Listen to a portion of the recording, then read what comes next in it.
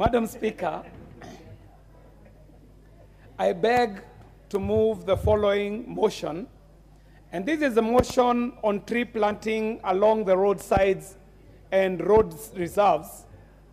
And Madam Speaker, aware that Article 42 of the Constitution accords every person a right to a clean and healthy environment, and that Article 9, 1D, also mandates the state to encourage public participation in the management, protection, and conservation of the environment, and further aware that deforestation is one of the main contributors to climate change, noting that Kenya has not been spared by the effects of global warming and climate change as a result of deforestation, among other aspects.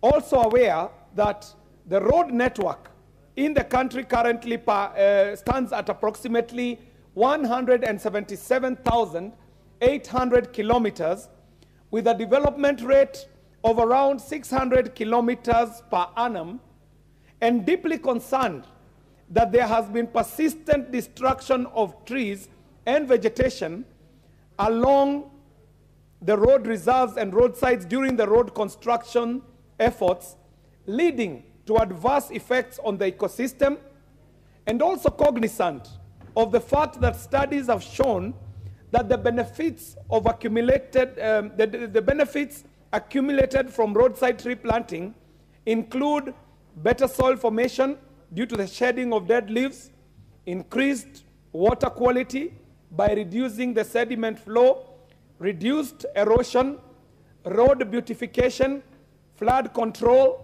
as the trees slow and absorb water runoff, wind breaking, and providing important pollinator habitats, improving people's health and protecting crops.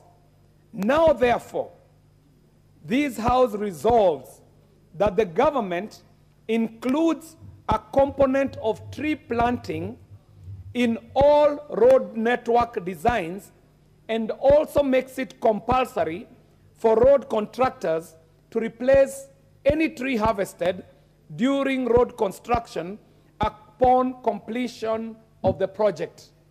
Now, Madam Speaker, this motion could not have come at a better time.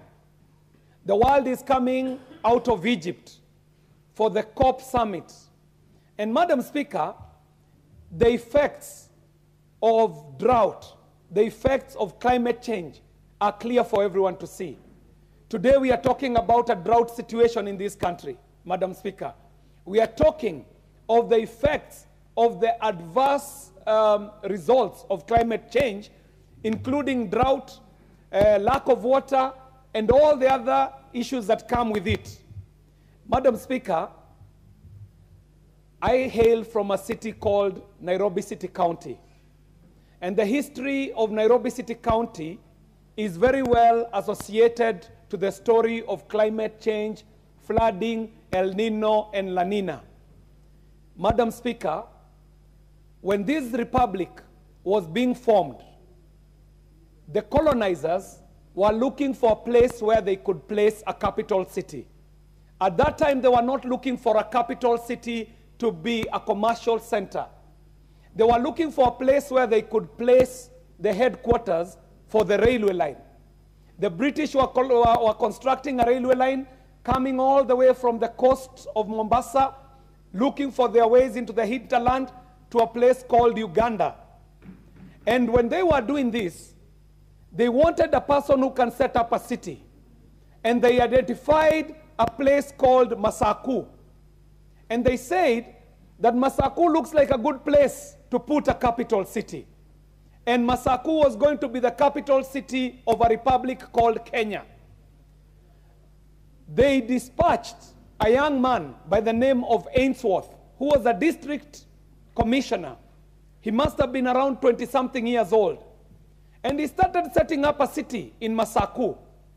But these Mzungus, on their way up to the escarpment, came across a small swampy flat land.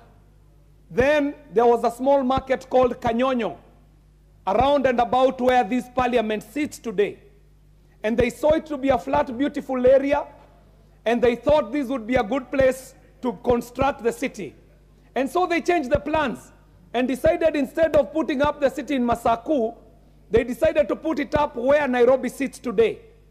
At that point, they were looking for the cool waters coming from Kikuyu Springs. They were looking for the provisions of food that would come from the northern sides. And they thought that the eastern sides, where Kangundo now is and Embakasi, would be a good place for people and workers in the railway to set up their houses. And so Ainsworth started designing a city called Nairobi. Ainsworth was informed by the model of the apartheid movement then. And he drew a city, the capital city, the CBD, in a grid formation all the way down to Grogan Road, and decided to set up the high-end areas for living in Lavington, Kileleshwa, Kilimani, decided that the Asians can reside across the river in Ngara, High Range, Parklands, and Westlands, and decided that the natives, the Africans, can be set up somewhere around Modhurwa so that they can get their provisions on the northern side and the eastern side around Kangundo. And they set up a city. What they did not know is that they were setting up a city in the time of La Nina. Soon after, the colonialists were to regret when the El Nino rains started beating the city. Immediately, Ainsworth realized that Nairobi was actually an undrainable swamp.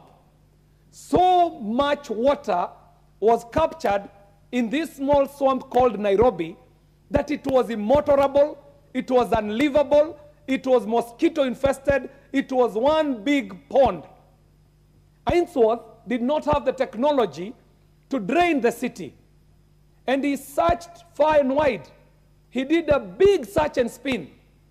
And a solution came in the form of an exotic tree in the name of the blue gum, what we call the eucalyptus. Ainsworth learned out of science that the blue gum tree is able to absorb water in quantities larger than any other tree. And Ainsworth set upon planting blue gum trees in this city.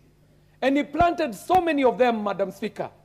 If you walk down to a place called the National Theatre or the Norfolk, you can see the relics of these trees. Big, massive trees, probably 100 and something years old. But Ainsworth did not stop at the city. He set up to planting these trees along the roads. If you see Ngong Road, before the expansion, it was lined with many trees going all the way to Karen. If you look at Waiyaki Way, there were trees lining up Waiyaki Way on both ways, on both sides of the road. Around the State House area and Arboretum area, these trees have been there for more than a century.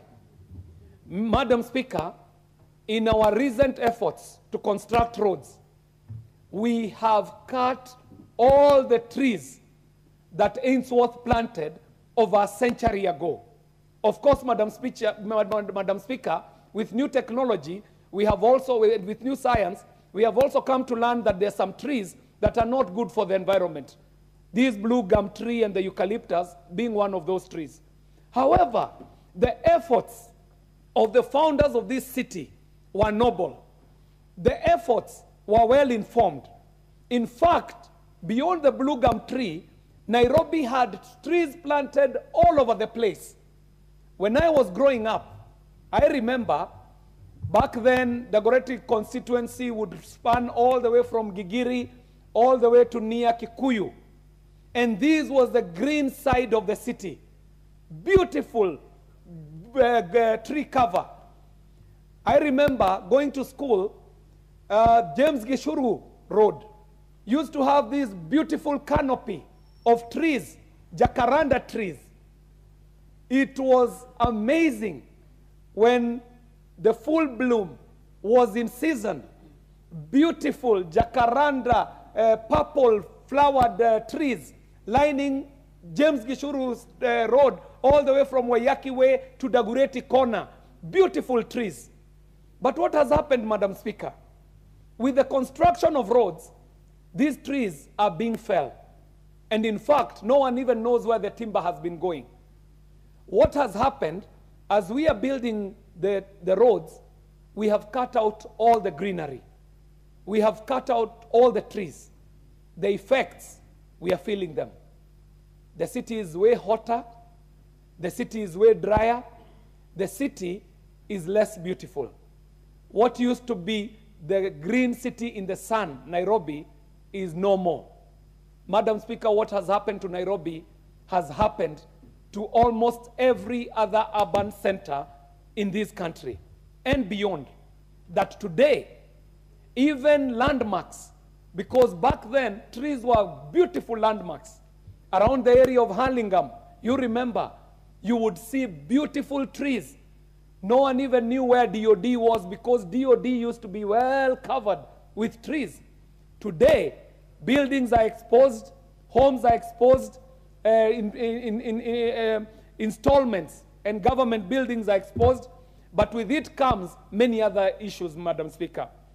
Madam Speaker, the import of this motion is to move this House to agree with me that we can put it in law that every contractor who has been contracted to build a road can actually plant trees at the end of their contract.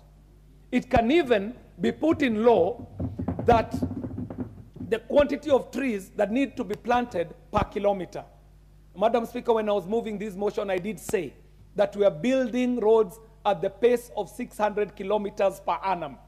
You can imagine 600 kilometers of road covered with a canopy of trees on both sides, how much afforestation we can be doing per year. Madam Speaker, roads can become a corridor for focus area in afforestation. Roadside trees will make a significant improvement, Madam Speaker, to the quality of roads and the quality of our environment, Madam Speaker. The mess that is caused by cutting a tree here can be felt as far downstream as the river and beyond. People do not know the concept of the oneness of existence, that today you can mess up a water catchment area in Karura and the effects will be felt in Katonzweni, that you can block a waterway in Kikuyu and the person who will suffer is somewhere in Sultan Hamud. The oneness of existence, Madam Speaker, that if we were to be our brother's keepers, we can start by planting a tree. That today, planting one tree here is going to save a life somewhere far downstream than you can even imagine. Madam Speaker, it is the great man, Martin Luther King, who told us that we should be our brother's keeper. But if we should not be our brother's keeper, Martin Luther King tells us, if you cannot be your brother's keepers, at least don't be your brother's executor. Anyone cutting a tree is a brother or sister's executor, Madam Speaker. Madam Speaker, even the children in the gallery today will tell you the benefits of planting a tree. They will tell you that when you plant a tree, you are able to bind the soil with some organic matter. We have scientists in this chamber, Madam Speaker. I see the Honorable Professor Lillian Gogo. She will tell you that the benefits of planting a tree go beyond beautification. They go beyond the aesthetic properties of having a beautiful and green city. She will tell you that when you plant a tree, you are aiding and enhancing the infiltration of water retention in the soils, Madam Speaker. So, Madam Speaker, without being verbose, I'm just requesting this House and the honorable members who are here this afternoon to just agree with me that it would be in order for us as a House to be not only our brothers and our sisters' keeper, but the preservers of our environment by proposing that we put it in law that every contractor who is awarded a contract in the course of their contract will not get paid the full payment until they have met the threshold of reforestation by planting back the trees that they have cut, and by meeting the threshold that will be set by this new law of tree planting by contractors in road construction. Madam Speaker, with those very many remarks and a trip down history lane, I would like to move the motion on the afforestation and planting of roads along the roadsides and road reserves. And by moving it, I want to call upon the very esteemed ranking member, the Honorable Wanjiko Mohea, representing the people of Kipipiri, to second this motion.